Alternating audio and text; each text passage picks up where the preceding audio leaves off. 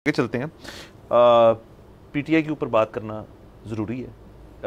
पिछले हफ्ते की एक्टिविटीज़, बल्ला गया बल्ला आया, परवेज़ खट्टर साहब को ऑफ़र नहीं हुआ जो वो कह रहे थे।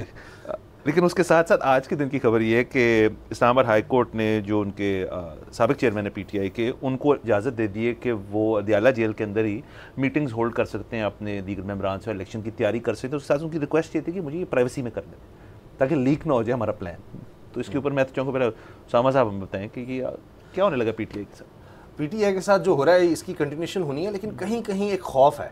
और मुझे लगता है कि वो खौफ इसलिए है कि जो चीज़ें तय थी उनमें कुछ थोड़े से प्रॉब्लम्स आए हैं। वो अब थोड़ा रीडिज़ाइन किया जा रहा है, जिसमें जरदारी साहब का रोल जो है ना वो ज़रा आगे आ गया।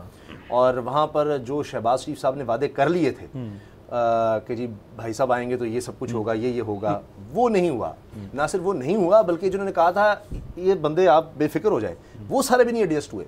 जो पार्टीज दूसरी थी जो किया गया, तो वहाँ पर मसाइल आ रहे हैं और उस वजह से तहरीक इंसाफ को थोड़ा सा एक रूम मिल रहा है।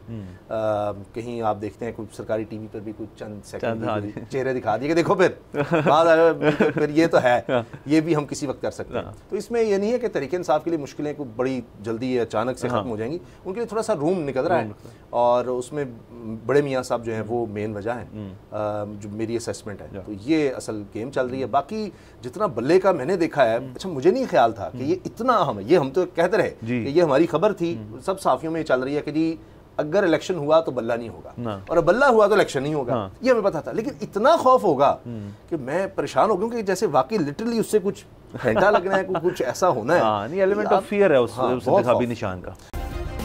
सब्सक्राइब करें और बेल दबाएं ताकि कोई खबर रह न जाए।